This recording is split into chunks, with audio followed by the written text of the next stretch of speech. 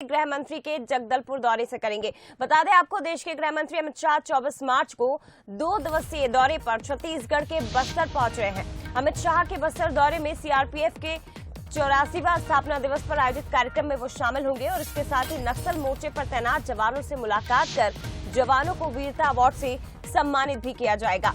अमित शाह के इस दौरे को देखते हुए सीआरपीएफ हेडक्वार्टर करनपुर में सारी तैयारियां कर ली गई हैं। इधर बस्तर में एंटी नक्सल ऑपरेशन को लेकर गृह मंत्री सीआरपीएफ अधिकारियों और जवानों से भी चर्चा करेंगे।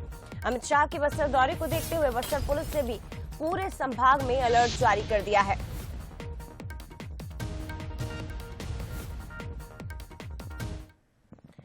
और चलिए, गृह मंत्री के दौरे को लेकर और भी ज्यादा बातचीत हम करते हैं, सीधे रुख करते हैं। रजत हमारे साथ इस वक्त जगदलपुर से संवाददाता लाइव जुड़े हुए हैं।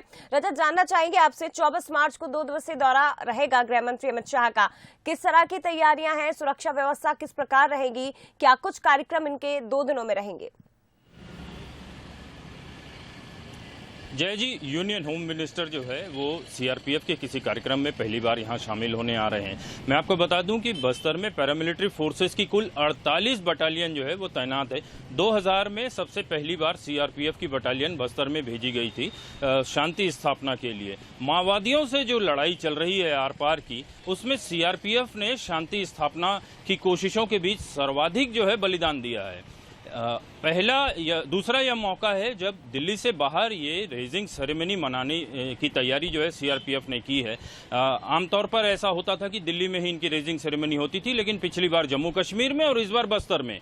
इसके राजनीतिक मायने भी तलाशे जा रहे हैं। केंद्रीय गृह मंत्री अमित शाह जो है वो बस्तर तक आकर यहां रात बिता रहे हैं, ये काफ़ी बड़ी बात है।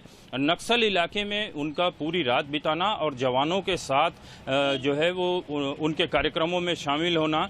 1,500 के करीब सीआरपीएफ के ऑफिशियल्स यहां रहेंगे। सीआरपीएफ डीजी ने एक दिन पहले यहां पहुंचकर खुद मोर्चा संभाल लिया है। सुरक्षा की कमान वे खुद अपने हाथ में रखे हुए हैं।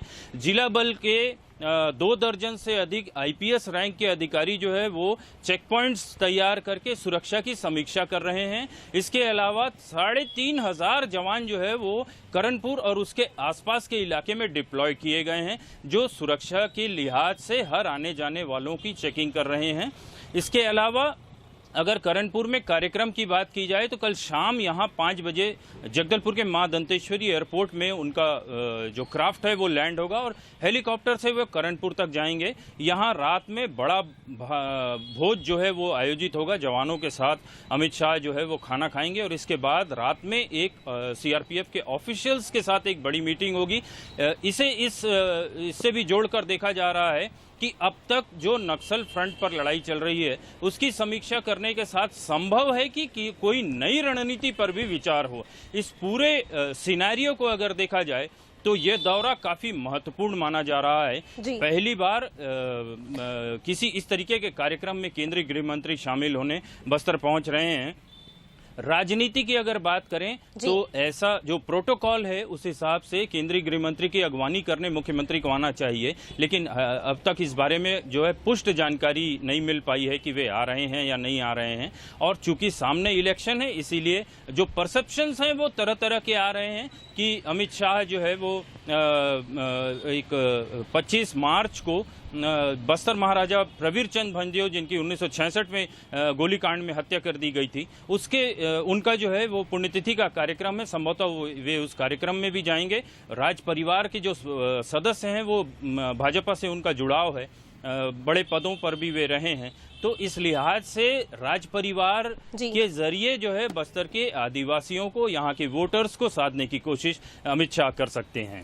बिल्कुल, देखिए रजत, सीआरपीएफ के कार्यक्रम में निश्चित तौर पर शामिल होने के लिए भले ही गृह मंत्री पहुंच रहे हों, लेकिन उनके इस दौरे के राजनीतिक मायने भी बेहद खास हैं। और बस्तर जहां वो आ रहे हैं, कहा जाता है कि यहीं से सरकार का रास्ता बनता है, यहीं से राह बनती है, तो ऐसे में उनका ये दौरा काफी मायनों में महत्वपूर्ण है। दूसरी तरफ छत्तीसगढ़ में नक्सली घटनाएं पिछले कुछ दिनों से जो हम देख रहे हैं, ऐसे में संभावना है कि कोई नई रणनीति के तहत आगे बढ़ा जाए। फिलहाल शुक्रिया आपका रजत, तमाम जानकारी साझा करने के लिए।